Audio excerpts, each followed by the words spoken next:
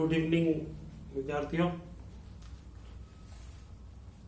हमने प्राचीन भारत से संबंधित भारतीय संस्कृति के बहुत से टॉपिक्स पर बात की। फिर भक्ति आंदोलन, हिंदू मुस्लिम समन्वय, इस्लाम का प्रभाव, ये जो टॉपिक्स थे ये मध्यकालीन भारत से संबंधित थे। अब जो नेक्स्ट यूनिट आपकी सिलेबस में है वो आधुनिक भारत से संबंधित है। तो भारतीय संस्कृति की जो विशेषता है वो आपके इस प्रश्न पत्र में प्रारंभिक काल से सिंधु धर्म से वैदिक धर्म से लगाकर आधुनिक काल तक से इतने लंबे पीरियड से संबंधित है। तो जो नेक्स्ट इसमें सिलेबस में जो है वो 19वीं शताब्दी का धार्मिक सामाजिक आंदोलन आता है। देखिए, आंदोलन शब्द का अर्थ बहुत व्यापक है। जैसे आप देखें कि अभी इन दिनों टेलीविजन में एक ही न्यूज छाई है कि दिल्ली की सीमाओं पर चल रहा किसान आंदोलन, उसमें प्रदर्शन है, धरना है, इकट्ठे होकर अपनी मांगे मनवाने के लिए वो आंदोलन कर रहे हैं। आंदोलन का जो मूल भावनाएं हैं आंदोलन में वो परिवर्तन चाहती है। और अमूमन जो है मूवमेंट का, जिसे इंग्लिश में मूवमेंट कहा गया, उसका अर्थ ही है कि वे व्यापक स्तर पर परिवर्तन के लिए चलने वाला आंदोलन है। लेकिन जो 19वीं शताब्दी का जो धार्मिक सामाजिक आंदोलन है वो कोई धरना या कोई भीड़ इकट्ठी करने से संबंधित नहीं है, लेकिन जो समाज और धर्म में जो परिवर्तन की जो तीव्रता उस आंदोलन में निहित है, उस विचारधारा में जो तीव्रता है, उसके कारण इसको आंदोलन का नाम दिया गया। वरना जो सामाजिक धार्मिक आंदोलन है 19वीं सदी का, वो एक साइलेंट मूवमेंट है। और जैसे हमने भक्ति के आंदोलन को भी, भक्ति की जो परंपरा थी जो मध्यकाल में एक बार फिर रिवाइव हुई, उसको भी आंदोलन का नाम दिया। लेकिन ऐसा नहीं है कि वो संत कोई लड़ाई झगड़े कर रहे थे या धरना प्रदर्शन कर रहे थे या इकट्ठा हो रहे थे ग्रुप में, या उन्होंने किसी व्यवस्था को बदलने के लिए कोई बहुत हिंसा की हो।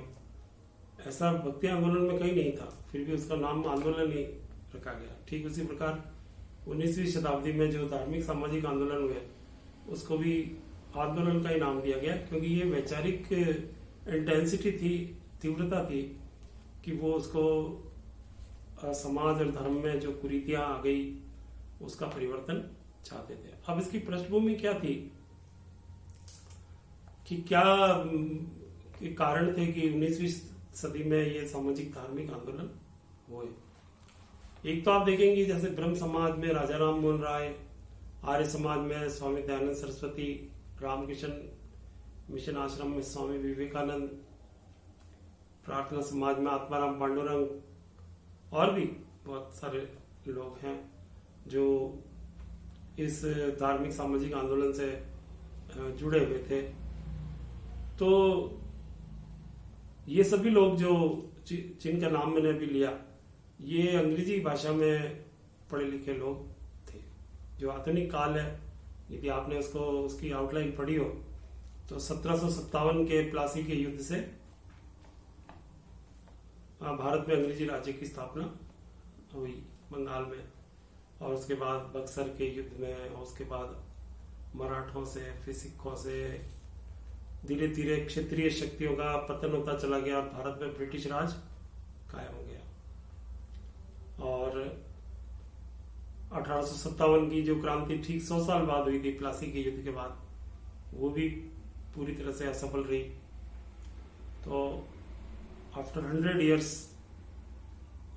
विदेशी शासन को उखाड़ने का जो प्रयास था वो भी असफल रहा। तो ये तय हो गया कि भारत में अब ब्रिटिश शासन ही रहेगा। विशेषकर 1857 के बाद जब भारत का शासन ईस्ट इंडिया कंपनी के हाथों से निकलकर ब्रिटिश संसद के अधीन चला गया, तो यहाँ पर भारत में भी बहुत सारे डेवलपमेंट्स हुए, विशेषकर शिक्षा के क्षेत्र में। तो अंग्रेजी शिक्षा पद्धति जो भारत में आई, जो अंग्रेजों ने इंट्रोड्यूस की, उससे पहली बार भारतीय पश्चिम के ज्ञान विज्ञान और विचारों से अवगत हुए। जो ईस्ट, जो भारत का हिस्सा जो पूर्वी गोलार्ध में पूर्व में ही माना जाता है, वो पश्चिम से इतना अवगत नहीं था। और आपने पढ़ा होगा कि पहली बार जो है वास्को डी गामा भारत आए और उन्होंने यूरोप के लिए भारत की खोज की। उसके बाद बहुत सारे नाविक, फ्रेंच, डच, अंग्रेज, ये लोग भारत में आए। उनमें से अंग्रेज भारत में सत्ता स्थापित करने में सफल रहे। जैसा मैंने अभी आपको बताया कि लगभग 100 सालों का एक संघर्षों का इतिहास रहा, जिसमें क्षेत्रीय शक्तियों को पूरी तरह से समाप्त कर दिया गया और भारत में अंग्रेजी शासन स्थापित हुआ। तो आप देखिए कि जो भारतीय पुनर्जागरण है, इस 19वीं शताब्दी के और 20वीं शताब्दी के जो सामाजिक धार्मिक आंदोलन है, इसको भारतीय पुनर्जागरण भी कहा जाता है। पुनर्जागरण का अर्थ है दोबारा जागना, रिनेसा, जिसे अंग्रेजी में कहा गया। तो इसका मतलब ये है कि ये पुनर्जागरण पश्चिम के विचारों से प्रभावित होकर भारत में आया था। और पुनर्जागरण को फैलाने वाले लोग कोई विदेशी नहीं थे, वो भारतीय ही थे, लेकिन मूलतः वो पश्चिम के विचारों से बहुत अधिक प्रभावित थे। और यूं कहिए कि जो लोकतंत्र, संविधान, जनता के अधिकार, चुनाव, संसदीय शासन व्यवस्था, इंडस्ट्रियल रिवॉल्यूशन, जो औद्योगिक क्रांति इंग्लैंड में हुई, उसके कारण विज्ञान और तकनीक का विकास, ये सब बातों से हम अंग्रेजों के भारत में जो राज्य स्थापित हुआ, अंग्रेजी राज्य, उससे हम इनके संपर्क में आए। आप उदाहरण के लिए देखें, अभी 2 दिन पहले ही महात्मा गांधी की पुण्यतिथि थी, 30 जनवरी को। तो महात्मा गांधी ने जो स्वतंत्रता आंदोलन चलाया, वो कोई संस्कृत शिक्षा में या कोई भारतीय शिक्षा पद्धति में पढ़े लिखे व्यक्ति नहीं थे। उनकी शिक्षा दीक्षा अंग्रेजी में हुई और लंदन से उन्होंने लॉ की पढ़ाई करी। उसके बाद भारत में लॉ की प्रैक्टिस करते करते वो दक्षिण अफ्रीका चले गए वकील वकालत करते हुए, और दक्षिण अफ्रीका से जब वापस भारत लौटे तो वो स्वतंत्रता के लिए स्वतंत्रता संग्राम में उतर के 1914 से लगाकर 1947 तक पूरा युग ही गांधी युग कहलाता। तो आप देखेंगे ये स्वतंत्रता, समानता, संसदीय लोकतंत्र, जनता के अधिकार, मूल अधिकार, ये जो आधुनिक बातें थी, वो सारी की सारी पश्चिम से प्रेरित थी। भारत में तो इस तरह की बातें हुई नहीं थी, न तो यहाँ कभी लोकतंत्र था, ना कभी जनता के अधिकार थे।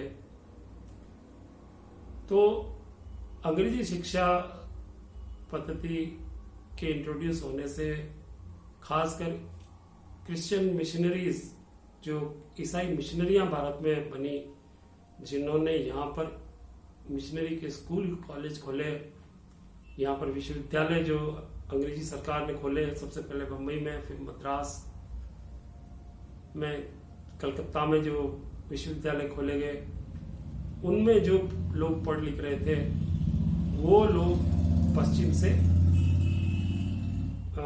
ओतप्रोत रहे, पश्चिमी ज्ञान से, और फिर भारत में ये पुनर्जागरण हुआ। तो ये इसकी और क्या कारण थे भारतीय पुनर्जागरण के? इसको हम जारी रखेंगे।